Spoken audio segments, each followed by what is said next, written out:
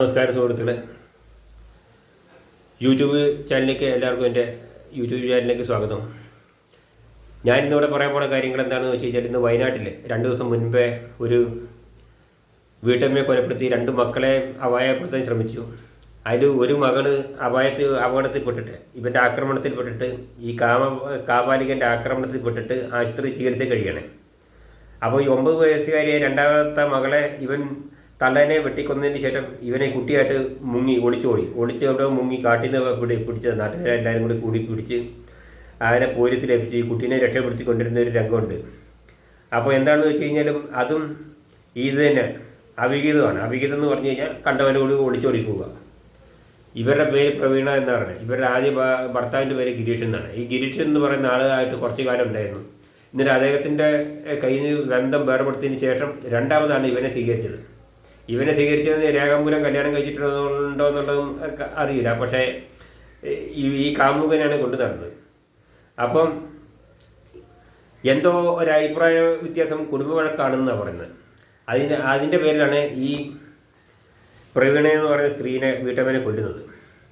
അപ്പോൾ ഇത് തന്നെയാണ് പ്രശ്നം. ഇതിനൊക്കെ ഞാൻ പറഞ്ഞില്ലേ, ഒരു കണ്ണും നോക്കില്ല, ലക്കിനും ലഗാനും ഇല്ലാത്തൊരു പോക്കാണ് ഇപ്പോൾ പെണ്ണുങ്ങൾ പോകുന്നത്. ആണുങ്ങളായാലും അങ്ങനെ തന്നെ. ഇത് നിയന്ത്രിക്കാൻ കുടുംബനാഥനില്ല. കുടുംബനാഥനെ ഇവർ ഒഴിവാക്കി. എന്നിട്ടാണ് ഇവനെ സ്വീകരിച്ചത്. ഇവനെ സ്വീകരിച്ചതിന് ശേഷം ഇവൻ്റെ സ്വഭാവം മോശമാണെന്ന് പറഞ്ഞപ്പം പിന്നെ ഇവനിൽ നിന്ന് ഒഴിവാകണം എന്നാണ് ഇവർക്ക് തോന്നിയത്. പക്ഷേ അങ്ങനെ എന്തോ പറഞ്ഞ് 1ഉം 2ഉം പറഞ്ഞ് അത് കുടുംബ വഴക്ക് പോലെ ആയി. ലാസ്റ്റ് വെട്ടായി.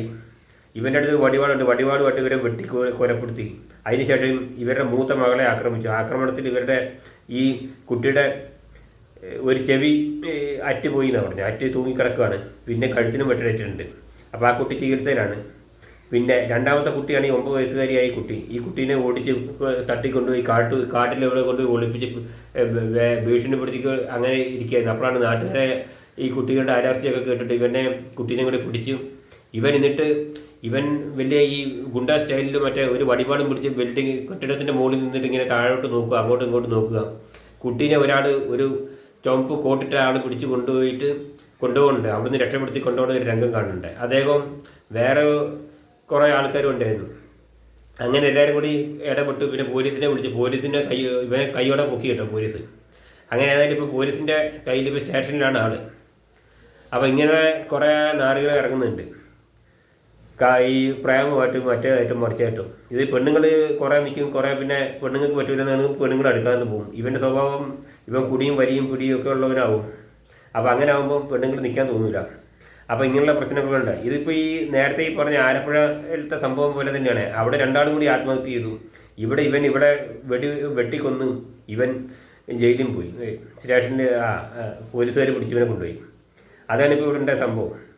ഇതൊക്കെ ലക്കും ലഗാനും നിയന്ത്രിക്കുന്ന ആളില്ലാത്തതിൻ്റെ കാര്യം. ആളും അതിനുമില്ല. കാരണം എന്താണെന്ന് വെച്ച് കഴിഞ്ഞാൽ ഇന്നിപ്പോഴത്തെ കോല അതാണ്. ഇന്നിപ്പോൾ നിയമ സംവിധാനങ്ങൾ അങ്ങനെ തന്നെയാണല്ലോ. അപ്പോൾ ഇതൊക്കെ തന്നെ ആദ്യം ഇതൊക്കെ വരുന്നതിന് മുന്നേ നമ്മൾ കുറേ ആലോചിക്കണം. പെണ്ണുങ്ങളാണെങ്കിലും അടങ്ങി ഒതുങ്ങി നിൽക്കണം.